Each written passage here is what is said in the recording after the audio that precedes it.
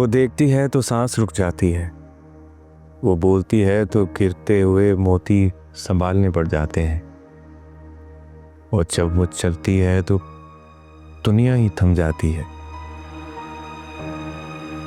मुस्कुराती है तो दीवाना बना देती है, और जब वो खुलकर हंसती है तो मेरी डेथ ही हो जाती है। मैं जानता था कि मैं एक जमीन का जर्रा हूं और वो आसमान का सितारा है। मेरी हकीकत कभी मुझे उसके और उससे मेरे करीब नहीं ला सकती। बस इसीलिए झूठ बोलकर एक छोटा सा चांद बनकर रुखसार जी के आसमान पर चमक दिखाने की कोशिश कर रहा था, और बीच में आप आ गई ग्रहण बनकर। आप मेरी नौकरी नहीं खा रही मिस आयजा, बल्कि आप एक टूटे हुए दिल को ग्राइंडर में डालकर उसका कीमा बना रही हैं। तो ठीक है, अगर ये नौकरी ही नहीं बचेगी तो फिर मैं 8 बजे तक बैठकर आपकी बातें क्यों सुनूं? अभी मेरी इंक्वायरी खत्म नहीं हुई मिस्टर फवाद अहमद, और ना ही मैं सब कुछ रुखसार को रिपोर्ट करने वाली हूँ, और ना ही ये चेक अकाउंट्स में वापस जाएगा। तुमने ये नौकरी सिर्फ और सिर्फ रुखसार खान की मोहब्बत में की थी। ये बात सरासर झूठ भी तो हो सकती है। रुखसार खान से अपनी मोहब्बत को तमाम सबूतों और गवाहों की रोशनी में साबित करो। मैं ये इंक्वायरी रोक दूंगी और तुम्हारी नौकरी भी बचा लूंगी। अब तुम जा सकते हो, और हाँ, कल टाइम पे आ जाना।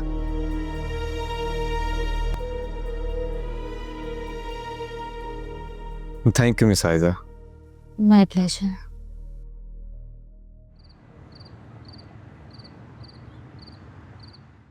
मुझे आपकी बहू का पर्सपेक्टिव मिल चुका है मलिक साहब, और वो इतना मजबूत है कि मैं आपकी मिसेस से मिले बगैर ही अपना मुशाहिदा बता सकता हूँ। लेकिन फिर भी चूंकि आपकी बहू के मुताबिक आप इतने इंसाफ पसंद हैं, तो इसलिए मैं आपकी मिसेस से मिलूँगा और उनका बयानिया भी ज़रूर सुनूंगा, लेकिन आज नहीं, अगले सेशन में। डॉक्टर साहब, आपको लगता है कि ज़्यादा चांसेस इस बात के हैं कि अनीला हक पर है, शगुफ्ता नहीं? 99%, और बाकी का 1% मैं जांचने के बाद ही अपनी हतमी राय देना चाहूँगा। डॉक्टर साहब, ये 1% का डाउट क्यों? ये डाउट मुझे अनिला की एक्टिंग स्किल की वजह से है सरफराज साहब। वो एक अच्छी एक्टर बनेगी, ये मैं आपको अभी से बता सकता हूँ, और यही उनकी स्किल मुझे शक दिला रही है कि उनके ये आंसू मगरमच्छ के आंसू तो नहीं।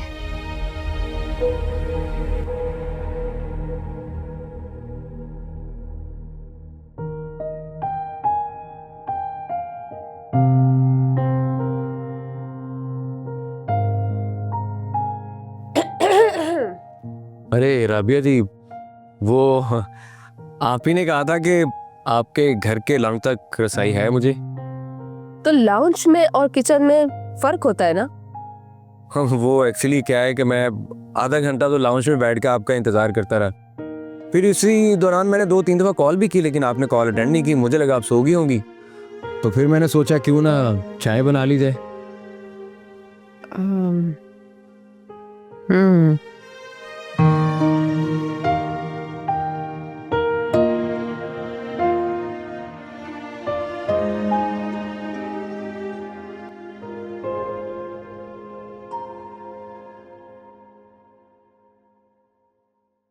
साबिया, थैंक यू।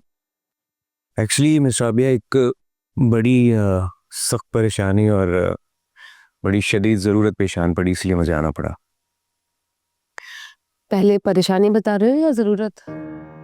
मेरा ख्याल है पहले परेशानी वाली बात को डिस्कस कर लेते हैं, फिर उसके बाद ज़रूरत वाली बात को तसल्ली से एंजॉय करेंगे। मेरा मतलब है कि डिस्कस करेंगे ना कि परेशानी क्या है। क्या परेशानी है? वो परेशानी ये है कि मेरे ऑफिस में एक नई लड़की की हायरिंग हुई है, जिसे रुखसार साहिबा ने मेरे सर पे अफसर बना के बिठा दिया है।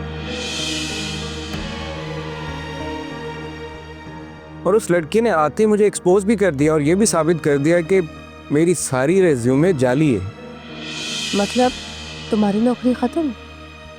मैंने कहा कि मैं रुखसार जी की मोहब्बत में दीवाना होकर झूठी सीवी बनाकर उनके साथ काम करना चाहता था ताकि मैं उनके करीब रह सकूं। फिर क्या, फिर वो कहने लगी कि ये जो तुम मोहब्बत का दावा कर रहे हो इसको साबित कर दो तो मैं तुम्हारी नौकरी नहीं छीनूंगी। अब आप ही बताइए मिस्टर आबिया, मैं क्या करूं?